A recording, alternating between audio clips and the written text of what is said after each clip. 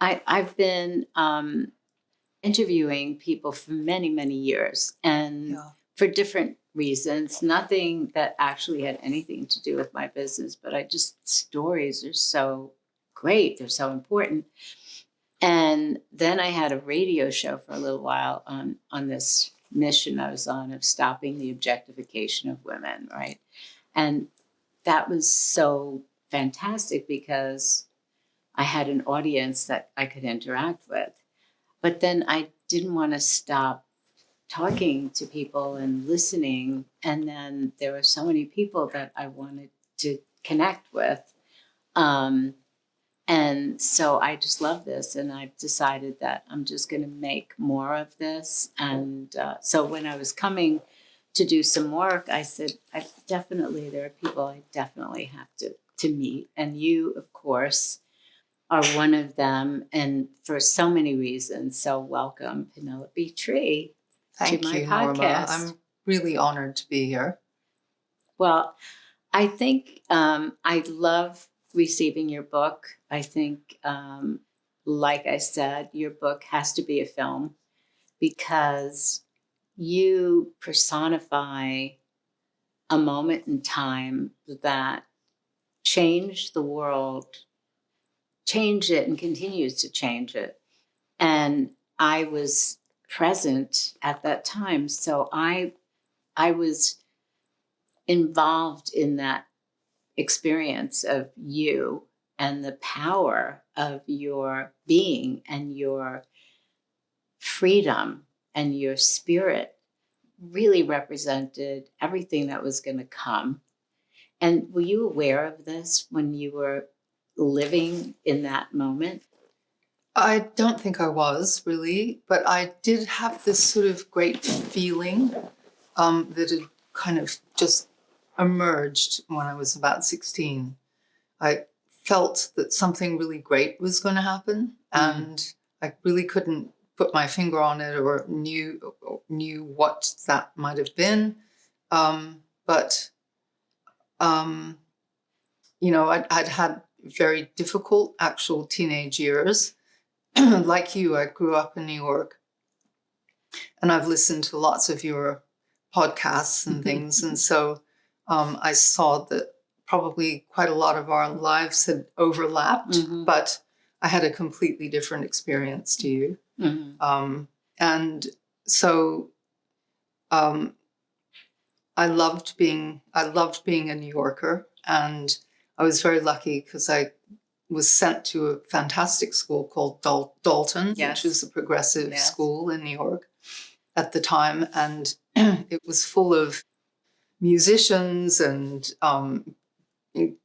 girls, and it was co-ed. So girls and boys who wanted to, do a huge variety of things. And we had teachers who were very kind of revolutionary for the time.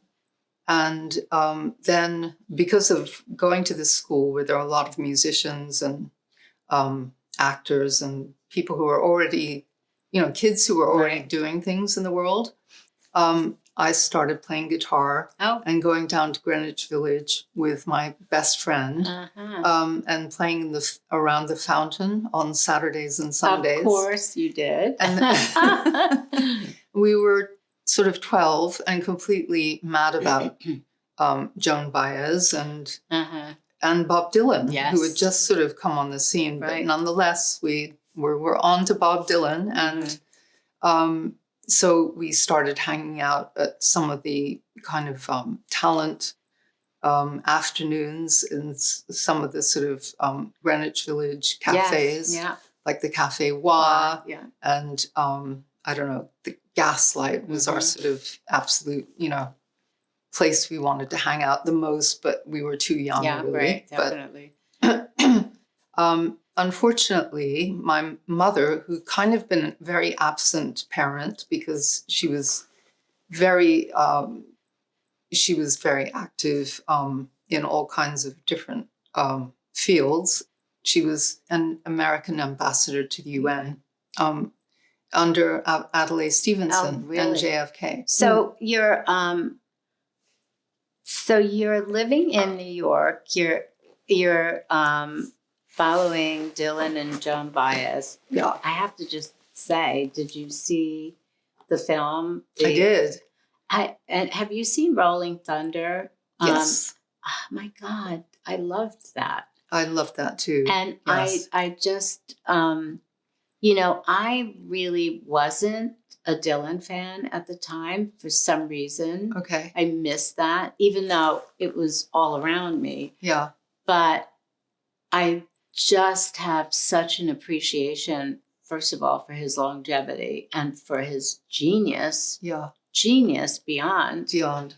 And what he's done with music, and you put it in the context of everything that's happened since he began, and you think, wow, he's on top. And this kind of resurgence of his genius now is so great.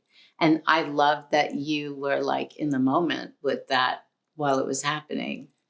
That was great. He was very much a hero at Dalton in general. Oh, really? Yes.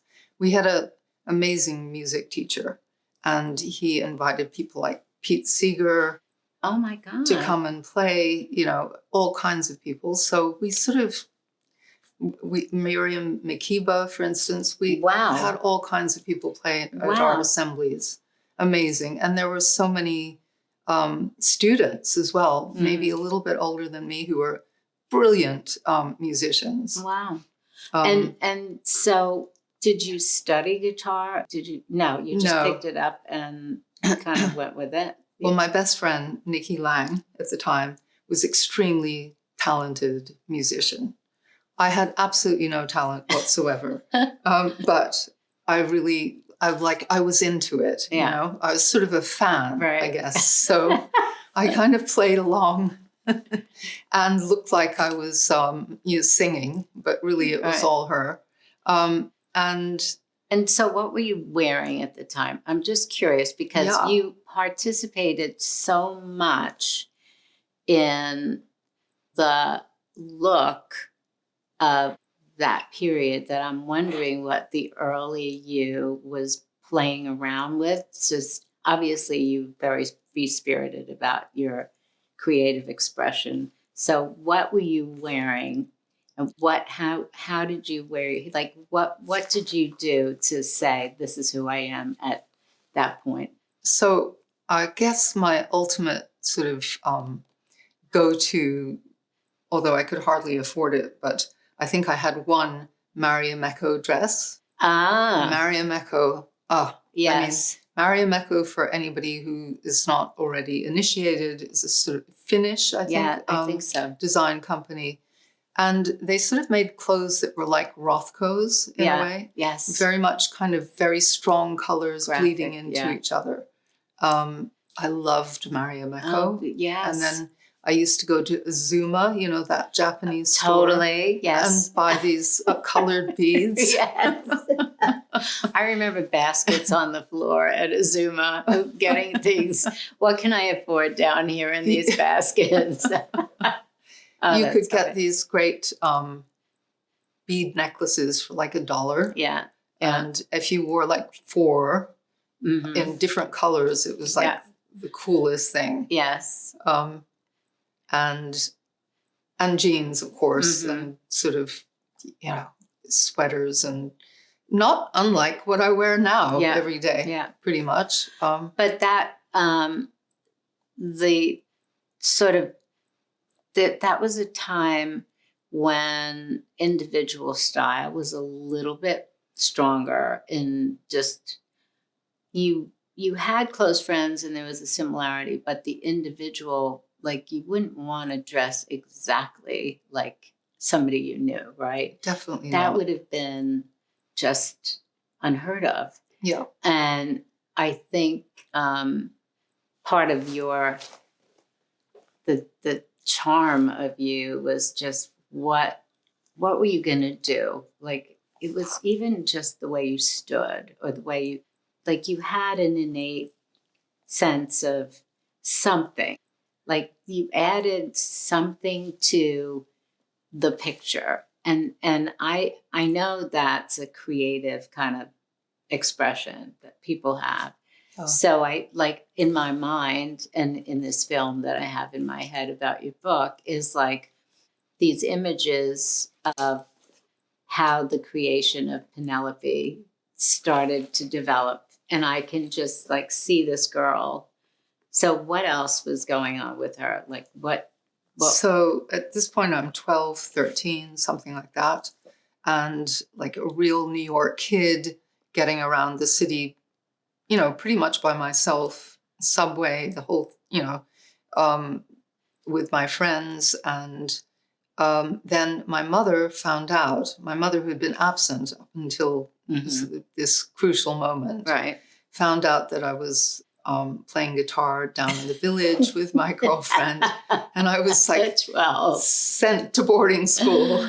That's, yeah. And this was a terrible shock because I was at this progressive school where you kind of could do really pretty much whatever you wanted. And I loved English and history, and I worked very hard in those subjects. I did no math, no science, nothing that, involved a lot of practical thinking. I was completely in a sort of bubble.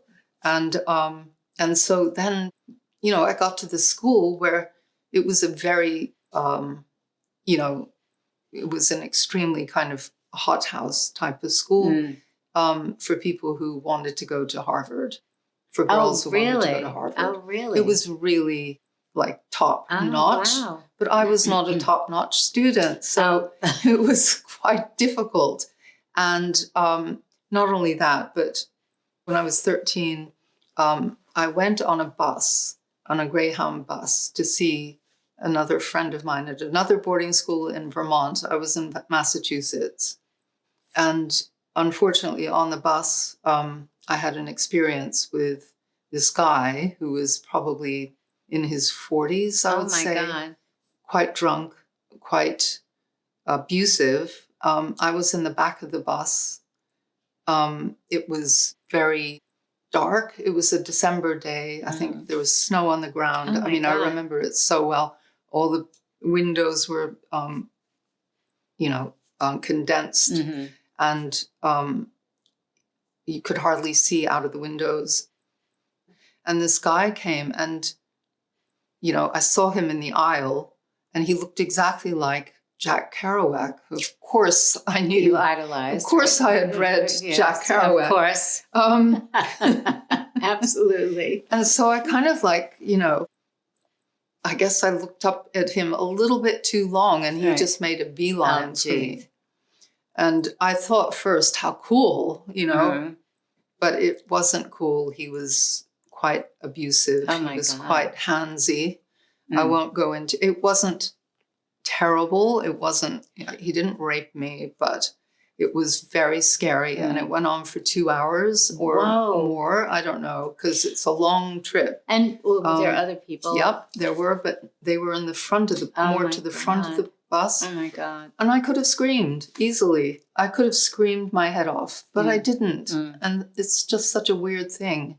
Wow. I didn't. But no, it's not. I think it's so frightening that you question whether or not you should be afraid of this because it's so unrealistic, and that if you scream and it wasn't, you'd look crazy, right? So I think, I think women are more prone to do less in a situation like that because we're just programmed that way. I think it's, I'm not surprised at all.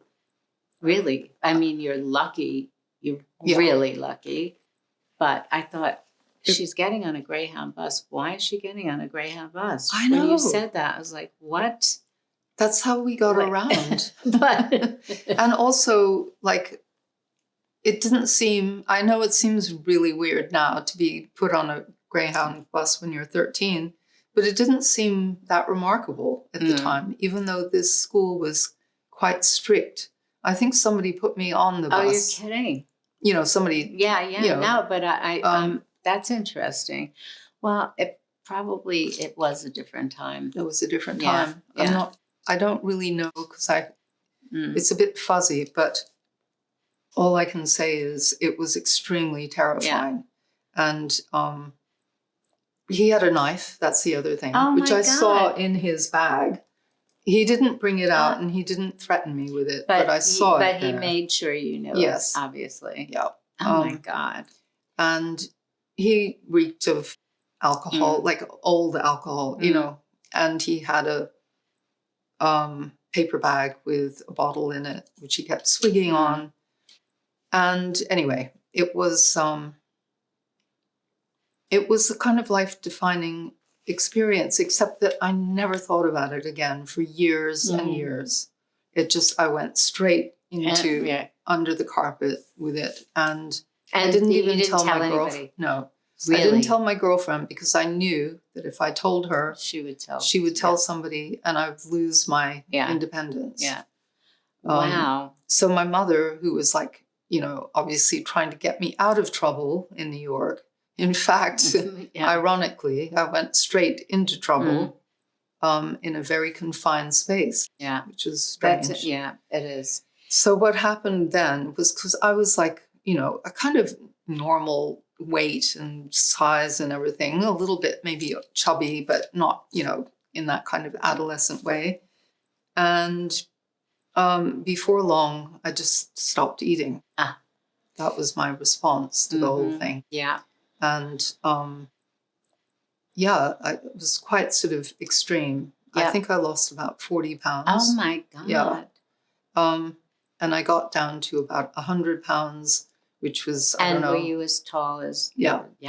You were fully tall. Fully tall. Yeah. That's a thin girl.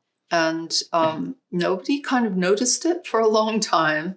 That was a very odd thing. I mean, because I think it was probably winter. You have lots of different. I mean, I did try to disguise it. You wear lots of layers and stuff like that, and lots of sweaters. And then suddenly, I came home and it was summer, and everybody went, oh my God. And how did you get so thin? And what did your mother say? Did she? Well, the thing is, I could tell that she was sort of jealous in a sort of strange way. Not of me being thin at all, but the fact that I had kind of transformed, because now suddenly a lot of people were, paying attention to me. In fact, I got an enormous amount of attention for being thin. Wow. Yes. And, there's the irony to that. It's like I got rewarded for it. So incredible. Yeah. So incredible. What a great story for, there are so many reasons why something like that can happen, but that reason is probably one of the most common eating issues that come up for women. Yeah. Wow. And for you, I mean, it just became your persona for like that image was just so powerful. I mean, it was not just thin. It was just more than that because it was part of the difference between the era, the decade before, to where we were going as baby boomers. Like, nothing is the same. Everything is different. And so nobody looked like you before. No human being looked like you before. You just had, you presented something so unique, interesting, symbolic of who we were going to be. And it was powerful. I mean, I'm sure you have an understanding of what that is because I'm sure people have told you through the years, but I remember staring at your pictures and just totally looking at it, looking at you as art. You looked like a piece of art. But it wasn't just a still picture of art. Your gestures, I have even in my mind photos or, Abaddon photos and photos, just the way you held your hand, which was natural to you. It Yeah. wasn't that you posed it, or it was you. And that changed the way women thought they had to look. It was that powerful. And not that anybody could look like you, because nobody could, but it's sort of like you gave permission to just be your authentic self, be who you should be as a person. Didn't you think that was a time where that was okay, that it was okay to be this authentic self, and you just were going to be that way anyway? Well, first of all, I'm not quite sure I was my authentic self. I think I kind of had an idea that I could change my appearance. Having been anorexic, I could change my appearance. I could sort of manipulate the way I looked. And I had an idea in my mind. I don't really know what it was, but I started playing around with makeup, and I wore a lot of kind of very pale foundation, very black eyeliner and stuff.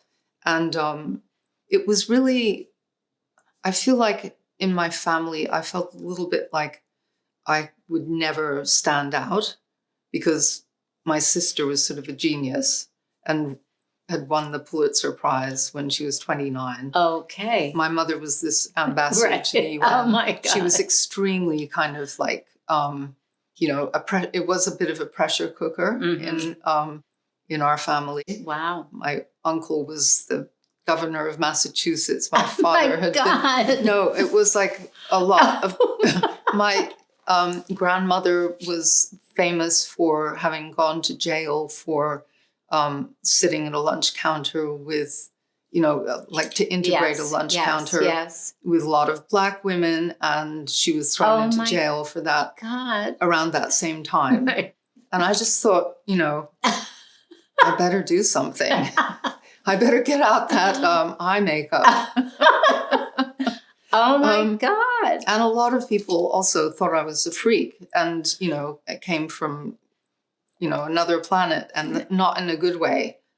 Well, I mean, they were not in tune with where things were going. There were a lot of people who, just like today, don't want to let go of the past. Yeah. And so anything that's different, they have to criticize it. And then there are people who are just inspired by what is happening. That means I can do it too. Like, you gave permission to people. And it's not, it's all the factors that created that kind of, I've got to do this. Which is what the universe made happen. That's, you were there to do that at that time, and all those factors came into play. All of those things created this symbol, this incredible, and those gestures were yours because they were mine. You created them. You were like a piece of art. I keep saying that because you were like living art. I didn't feel like a piece of art, I can tell you. But anyway, I'm glad. I mean, I loved ballet, and so I was very inspired by, dance, especially modern dance. See, I didn't know that, but that's I can totally now understand. That's right. Exactly what was happening. That was so great. Wow. It's all coming together. I wish I would have known that at the time when I was staring at your photo. I mean, I would study the pictures of you because I just looked at it as like, and I was an artist and studying art, and I wanted to be a painter. And there were things in the culture that really got my attention for different reasons. And I think your movements, and I do a lot of things for dancers. And so there were so many things that you symbolized. And obviously it's a creative part of you. Did you ever paint or draw or no? No, But I have no talent in that. department either. So, but you used yourself. But I used myself. Yes. And for some reason, I had this power of manifestation at that point. I wish I had it now. But Well, you probably still do. You probably still do. No, now I have to work very hard if I manifest anything. It's like, you know, when I wrote my book, you know, it was a slog. It was like, books you know, are books take their it's your soul. That's like a whole other thing. It's well, as Amy Poehler said, as Shakespeare said, writing is a bitch. Mm-hmm. I love that. Yes, it is. I mean, and just telling your story and being honest about it. That's taking. First of all, you have to be honest with yourself when you're doing it. And I'm just telling the story of this bus ride and how transformative it was in your life, and how these horrible situations, I think if you think throughout your life, and I think throughout my life, the worst situations ended up forcing me or pushing me through a door that I was supposed to go through, even though it was so painful. Yeah. And I think that just started the whole kind of thing for you, right? I mean, clearly. Very much. I mean, I was in this boarding school in Massachusetts, and I think this was my Wednesday Addams kind of period, because I spent most of the time, you know, like when I was not at school. I understand Wednesday Addams is what we need to do. Well, a lot of people do know about the Addams family just from that film, don't they? So I dressed in black as much as I could and hung out in the cemetery in Concord, where Emerson and Thoreau were born. It's actually a really beautiful place, and it was the one place I could kind of like feel relaxed in this situation. I know it's weird. No, I can't help but wondering, did you ever meet Bob Dylan? Never. Now, and I've met so many. Let me tell you, just listening to you, fans. Like you should have met or still must meet, because this is such a perfect fit. I mean, seriously. Well, I would can't love to believe meet it. him, but I think it might be a little bit late now, but never too late. I've met so many of my heroes. You know, I was such a fangirl, but never Bob Dylan. Sadly. Well, it may still happen. I just think that this is just listening to you. Like when you were saying you were 12 and down, you know, town, and I thought, oh, I hope she met Bob Dylan. What a perfect fit. That, I mean, seriously, that would have been pretty amazing. I still am an optimist about things. The universe still has some work here. So who were your favorite musicians and singers as a fangirl? Who were they? Like, I mean, listen, I don't know about you, but I lived for the radio. Mm-hmm. Do you remember the radio? Yes, I do. God, I had it on from the moment I woke up in the morning until the moment I went to sleep. And so we started with Joan Baez and Bob Dylan, then went into, of course, Motown. And then one day I was and I'm not quite sure, maybe I was 12 or 13. I was in the back of a car, sort of nearly asleep, and this song came on the radio, and it was like nothing I have ever heard before, and it completely blew my mind. And it was Fingertips by Stevie Wonder. Oh my God, yes. Who they used to call blind little Stevie Wonder, afraid. That's right, they did. Something that they don't really mention very much anymore. Things were different. Yeah. And then the Beatles changed my life. Yeah. It certainly changed. And I'm really trying to kind of analyze what it was about the Beatles that changed my life so radically. But it wasn't just because they were huge, because I was in England the summer of 1963, and the sister of my girlfriend had the record. So it was before it was big, a huge thing. It took a little while before it crossed to the States. Yeah. But you're right. But hearing the Beatles for me also for the first time was just the hair on my arms stood. And I was on King's Road. The first time I came to London, I was staying on Sloane Square in a little boarding house. And I said, is there shops or anything? Straight down King's Road. And I heard this music. There was one store that was not a gray. It was all artist things. There was one store. And the sound was coming out of the store, blaring out. And I was like, get me to this place. And the sound was so different. Yeah. The beat, the tone, the rhythm, everything was just so different. Words spoken in different ways. And what was your favorite? Was there any one song? I mean, they were all so good, but. Well, we have to take it album by album, don't Right. we? I mean, and each album kind of marked a little part of one's life and a part of growing as well, because the Beatles grew, so much through their music. Yeah.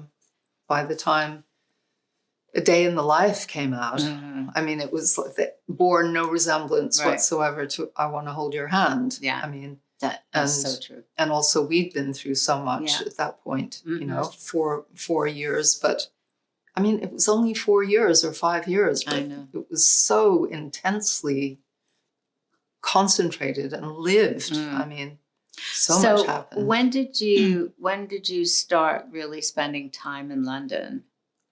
So my father was English, and so every summer we'd spend like 6 weeks or so in London. Mm-hmm. And so that was very exciting because also I was quite unsupervised in this situation. Which was a good thing. Which was a great thing. Definitely. In those days, I mean, I know I sound like an old biddy, in those days, but men wore bowler hats and kind of carried an umbrella to work, right? Yeah. And I mean, women were quite sort of frumpy, let's kind of face it. So the end of the 50s, it was a very funny time where, it was kind of an amorphous time. And then suddenly... A shock happened. Yeah. It wasn't a transition. Huge. It wasn't something that just came, holistically presented itself in like, this is the new everything. No, it wasn't an organic experience. It was bam. And it was amazing. I was coming to London every weekend. I got a job at an airline so I could travel. Yeah. So for $29, I was here. Which is so cool. And we were probably in the same place, at different times because there were places to be here. And it was extraordinary. I mean, what was your first impression of this big change? Where did you note? Obviously, the music was a big definitely part of it. through music. So as soon as I got to know about the Beatles, I read everything I possibly could about what was going on in for the Beatles and all these other groups that were coming out of Manchester, Liverpool, and London. But also, I studied photographs. My parents had copies of Avedon's books and Cecil Beaton's books. Oh and my God. stuff like that. So, so that's great. yeah. So I kind of got something through that. And then so I started looking at Vogue, Deanna Vreeland's Vogue. The best. Yeah. The best. So I think it was a mixture of photography and music that really started to change the way. So how did that, when did you meet Diana Vreeland? When did you start kind of getting into that world? How did that happen? So this is also a very lucky, amazing thing that happened. When I was, so I, as I said, I went to Dalton and I was a precocious little brat. And I was also an only child of my parents. They had other children from other marriages, but so I grew up kind of like an only child. So I read a lot, and I read a lot at an early age. And I read Truman Capote sort of from about the age of 11 or so. What? All those books Oh my God. pre In Cold Blood, Right. you know, so they were all kind of readable actually for my age. But still, we not were encouraged. typical reading material for 11-year-olds. That is good. Yeah, we were encouraged to read things like that in my English class. Really? And, all of Holden Caulfield. I mean, all of J.D. Salinger, and of course Lord of the Flies, and you know, we were covering all of that in English class. So, which was really lucky because I developed a huge love of reading. And then when I was about 12 or something, I was coming down the stairs. We had a sort of front hall and a big living room. And I heard this voice in the living room, and it was just unmistakable. It was like very campy and lisping, and it was very loud. And I knew who it was. Right. You know, Right. I knew it was Truman Capote. Right.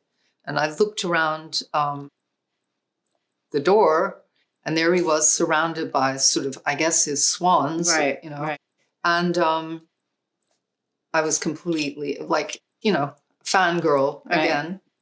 So when everybody got up to go into lunch, you know, the men sort of hovered behind, and I went up to him and I said, I really love The Christmas Memory, or I can't remember which book it was. I think The Muses Are Heard. I really love that book. I've been reading it, and I read it 3 times or something, which was true. Right. And he was like, you know, at this point, before he'd become sort of like this major celebrity, Right. He was very kind of sweet, actually. And he's, you know, he said, and do you write? And I went like, well, I try to, I don't know. And he said, send me some stories. So I sent him a story. I mean, it's so embarrassing to even contemplate. And he wrote me back this little sweet note saying, keep trying. No, he didn't say keep trying. He said, you know, you have to keep on going, because I wrote every day from the age of 11 for 4 hours. Oh, wow. I thought, I don't think that's going to happen. Anyway, so I don't know. He took a liking to me for some reason. And when the black and white ball came along, I got an invitation, and I was 16. How? And it was like my parents were, what? And, but I did. And this was a party where people were actually threatening suicide if they didn't get an invitation. I remember. That's why I'm like, wow, that's impressive. Well, I just sort of thought, we have a really good connection. So he probably intuited this girl's thing. Something's going on here that has to be seen. He is a very smart, intuitive guy. He knew the culture. He was lovely to me, and so I knew immediately, because the dress code said black or white. I knew what I was going to wear. It wasn't going to be white. And I went to Betsy Johnson, who had just graduated from Pratt. Yes. Literally sort of 6 months before, and she was working for this store called Paraphernalia, which I loved. Yes. And I said, I'd really like to go to this party dressed like something like a modern dancer would wear, modern jazz dancer would wear. And so we sort of together devised something that was it's very simple, but it was also very kind of revealing for those days. Now it's like, you know, probably like wearing Victorian ruffles up to here. But, you know, it had like panels that opened from here. So my midriff showed, wow. And it was sort of crisscross spaghetti straps at the back. And a lot of the women went to this party dressed to the nines. That was feathers and jewels and the whole thing. Top. It was totally inappropriate. Mine was totally simple. Yeah. So I got kind of, even though nobody spoke to me at this bloody party, and, you know, it was a spectacle. So I was really happy to be there, but nothing really happened. And the next morning, literally 9 o'clock, the phone rang, and it was like, darling. And it was Mrs. Vreeland. I knew that from the darling. That. And how unbelievable was she? She was really special. Incredible. Oh my God. Yeah. Really special. So what did she say? She said, Dick Avedon and I would like you to like do some test shots. And I went, oh, okay. And so 2 weeks later, I was doing some test shots with Dick Avedon. And they went really well because we had a rapport. And he too. I mean, just unbelievable. Yeah. Yeah. Really. And memorable, very, I mean, both of them.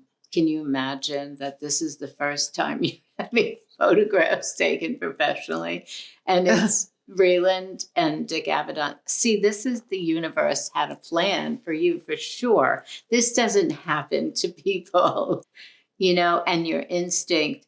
See, it's your creative instinct to know to go simple, to go understated, which is very different from what was happening, right? You're that intuition was just unbelievable. Did Dick Avedon ever photograph you? No, but he photographed my clothes, and he, a very dear friend of mine, worked with him for many years, and he introduced me to Twyla Tharp. Oh, and Twyla was doing In the Upper Room, and he suggested that she seek me out to do the costumes. And so he made the introduction, which was so great. And she and I are still very close friends. And Diana Vreeland invited me I did Parachute Collection, and she invited me to be a part of the 1973, I think, Met exhibition. Okay. And so these were very early, and it was the only living designer that was part of the exhibition. So it was all of this stuff, and then these parachutes that she had wind blowing and they're floating. And I remember like that voice, she invited me to come before, like a day or two before, to see the installation. And she started to say something nice to me, and the white noise I didn't hear a word she said. I was so like, I don't know what she's saying, but I don't know what to do, except this is so cool. And how did this happen? So I can just imagine, like, you knew that was cool. You knew having your picture taken by them, especially with the other Avedon books in your house. Yeah, seriously. I knew his photographs. But the thing is, what I didn't know was what an extraordinary person he was to work with, you know, because he was the most present person I think I've ever met. He was joyful. He let you he made you feel that you were part of a team, that you were collaborating, when in fact, most of it was him, because it was so much to do with the lighting that he used as well. Yeah, amazing. It was so much to do with the atmosphere in the studio and the team. Yeah. And we just all got along. I mean, I just was in heaven. I'd been in hell in this boarding school. I mean, it wasn't the boarding school's fault. It was my problem. But I was very depressed, and I had absolutely no self-esteem whatsoever. So this was like a fairy story. Totally. It was like I felt like I was good for nothing, and that my life was pointless and everything. And then suddenly this happened. Yeah. And, I mean, every lunchtime, Dick would have everybody in his entire studio sit down for lunch. And you could order whatever you wanted from the deli. And there was a huge table. And he sort of was up and down quite a lot because he was very wiry and kind of physical. And he would invite people to lunch, like Mike Nichols, like Lartigue, like Dovima. And you'd have a conversation with all these extraordinary people. Yeah. And I mean, I was just so in heaven. That's all. So 2 questions. Yeah. The first is, how did you feel when you saw the first photograph published? Yeah, I don't really remember, except that I think I felt very happy with them. I mean, how could you not? I mean, and I also really know that a lot of it was to do with Dick's lighting, Dick's retouching, the whole thing. Maybe I added the odd thing. No, you didn't. Didn't have. It was such a part of the whole thing. Like I said, I've looked at those photographs, the same one you're talking about, the same ones. I've looked at so many of them, and everything you say, the lighting, the way he positions things, people, but he also knew that the subject would make the photo work. He chose the subject because it was like making a film without the star. You could have a great story, you can have great lighting, great music, but there has to be that something, that energy that really makes it all work. And these photos are still as powerful today, and they are, so many people try to copy not only the pictures, but but not any model can copy the essence of this star that he brought into the picture, right? So that's why you can copy, but the original is the original. And that everybody will see. And I think it's important to just see what that original looks like in case people have only seen the copies. Right. Do you know what I mean? Yeah. To know. But it's still an important, all of that is still important photographs. And almost at this point, which is why your book and the story is so timely and bright, because there was a revolution at one time and change, and this is another time for revolution.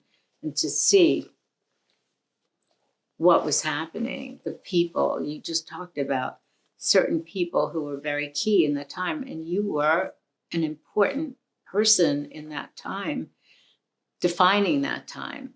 And your image and the power of that energy that you have in the photographs represented so much more. And I'm telling you that as someone who was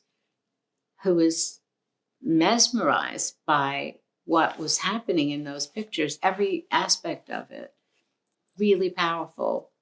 Well, so you can be humble, but I'm not going to let you be because it was big and it's still big. Well, I think it was very much to do with rapport, Yeah. I mean, But it's the synergy. You know, you either have it with the photographer or you don't. And sometimes when you don't, that can be interesting too. But we really, for some reason, as soon as Dick looked through the lens of his Rolleiflex, and I'm quite a nervous person and quite sort of, you know, worried about everything. But I sort of calmed down when I knew that he was working with me. Yeah. Because I just felt like whatever I did was the right thing. Mm-hmm. And I wish that I knew how to do that now. Like I knew how to flow, like I knew how to flow then with somebody. But it's also, it's magical. Also, but it's the energy of that time. You have a different energy now. We all do. I mean, it's all an accumulation of a life experience. So the energy is storytelling. You know, it's just different. But so what other photographers did you work with? So I worked with Guy Bourdin. Oh my God! Who I really liked. He was great. He was great. But he was almost like, I think I worked with Guy Bourdin before I worked with Dick. Oh, really? Strangely. And then, what was your kind of feeling about him? And like, what kind of energy you described? Avedon is this electric kind of energy person, moving, bringing people together, and Guy Bourdin. Guy Bourdin was very different from Avedon. He didn't speak a word of English, or he pretended he didn't. I'm not quite sure.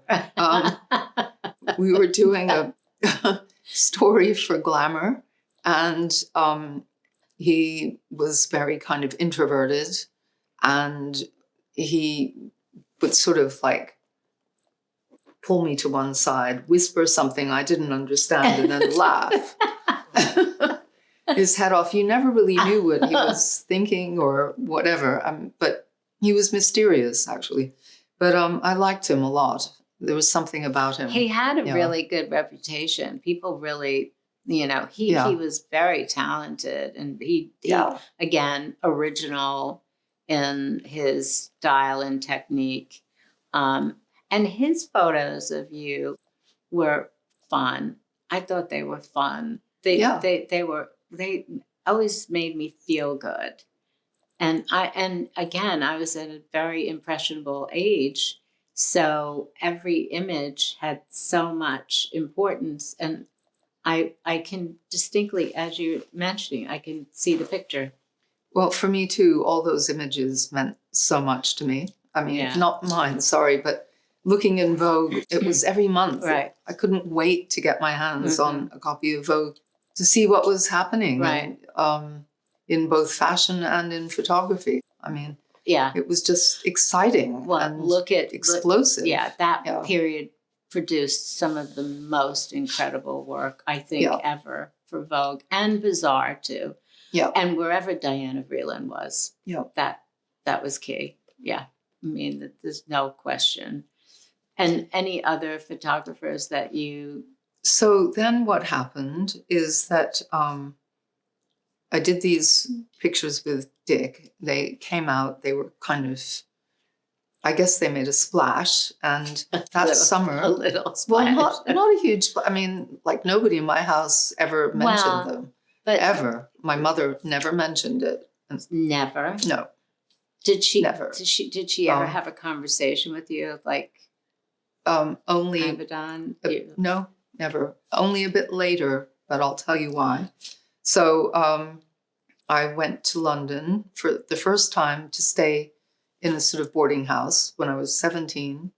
It wasn't a boarding house. It was I was the paying guest of this rather straight woman on near the King's Road, and that's where I would stay, near the King's Road on Sloane Square. Well, this was more like Park Walk. Oh, okay. It was the other end, but anyway, it was the King's Road. So yes, and Draycott Avenue. I used to stay with a friend there too. Right. And walk that King's Road. Yeah, it was Antiquarius. Chelsea Antique Market. Yes. So great. Anyway, I was working I wanted to work in a publishing house. Mm. So I got a job as a reader in this publishing house called Rupert Hart Davies, which was in Soho. Mm-hmm. And every morning I went in my biba skirt, Right. which came up to here. Right. On you, probably, with the longest legs, right? And I drew the eyelashes on. And I sat in this incredibly fusty office. And it really was very old-fashioned. Reading these books, thinking I had like an absolutely like indelibly brilliant opinion of everything, which I then would tell my, the editor. Yeah. Every week I'd sort of have a meeting and say, I've read this and this, that's crap, this is good, like as if I really knew anything, which I didn't.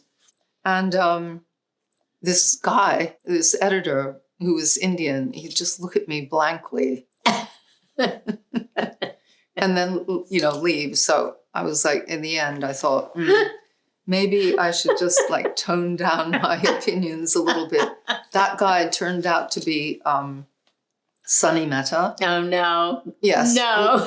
Who I became friends with. But I mean, honestly, That is so funny. I lived not for anything that I was doing at the office, but for going to Biba on Me too. Friday afternoon with my £8.50 Yes. pay from my job.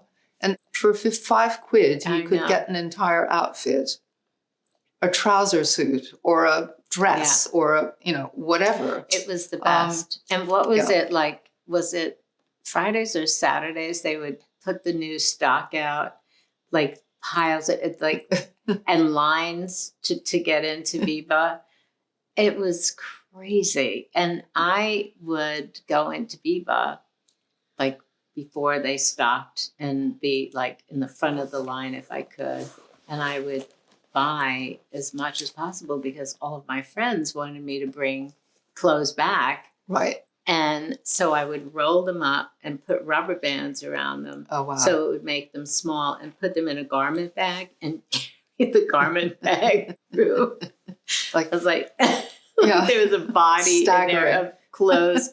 But Biba, describe Biba. I mean, you in Biba clothes, I can't even. I loved it so much. I mean, there's just love has not ever been equaled in any. No, it was just an extraordinary experience beyond anything at a moment in time. Okay. Well, so your favorite Biba, do you have any favorite Biba?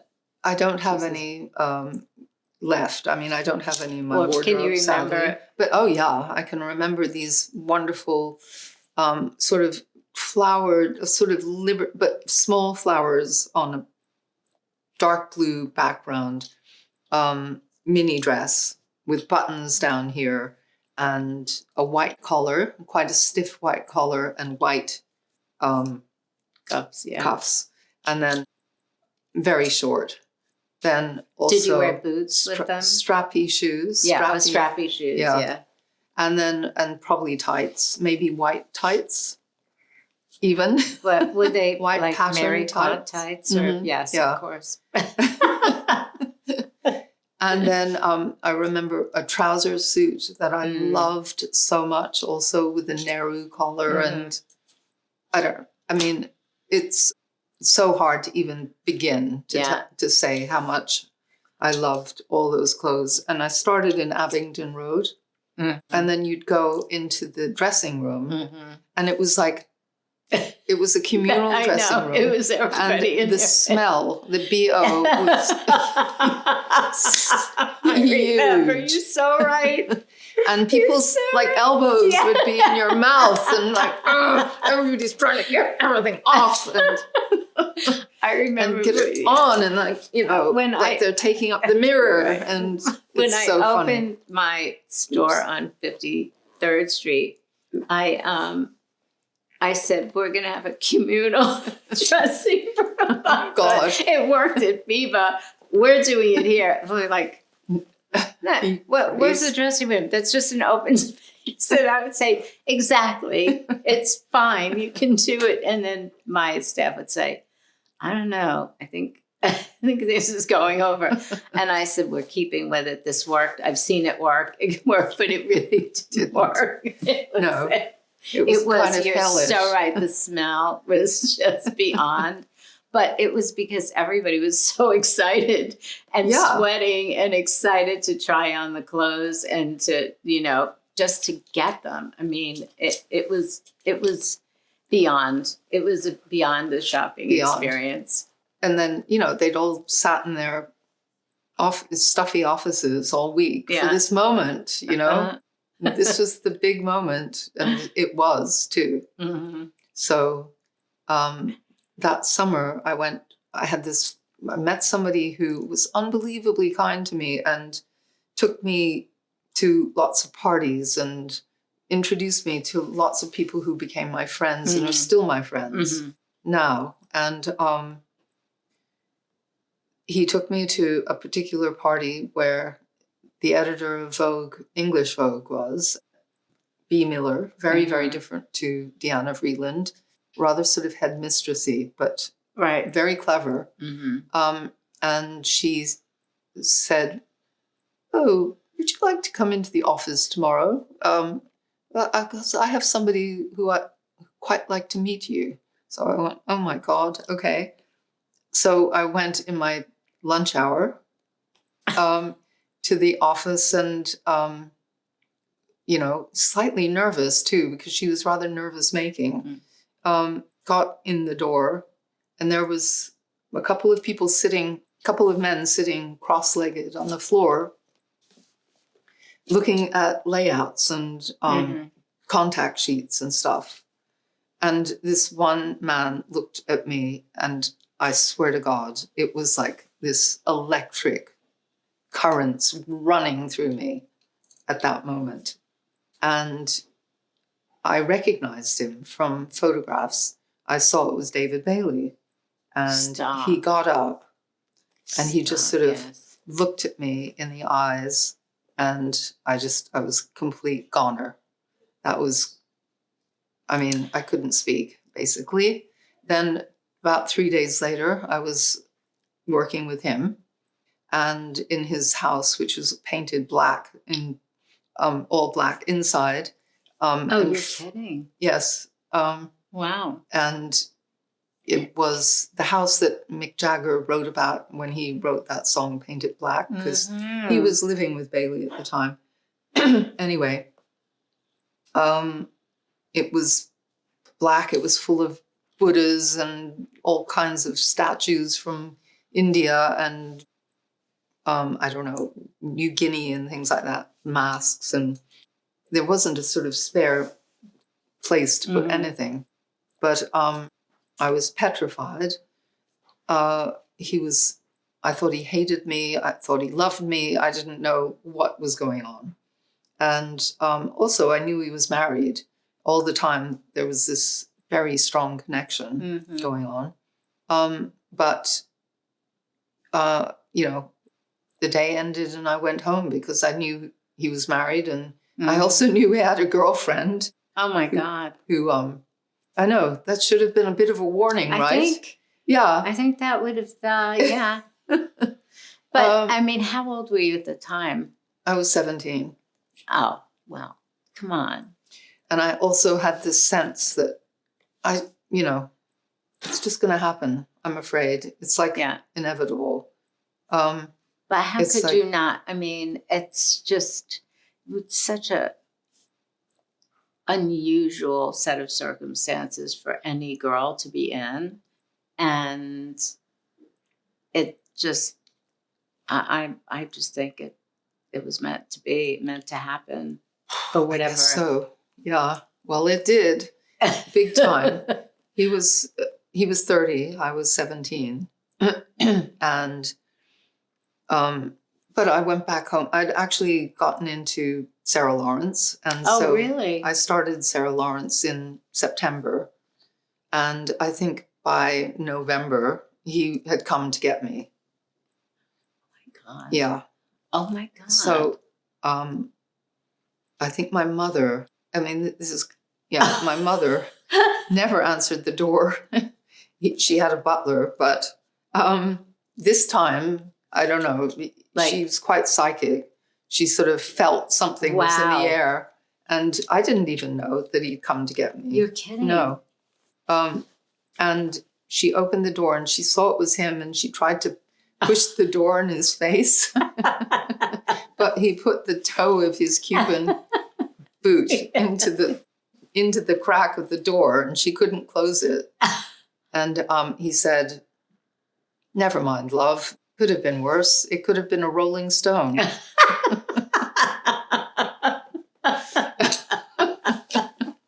So, oh my God.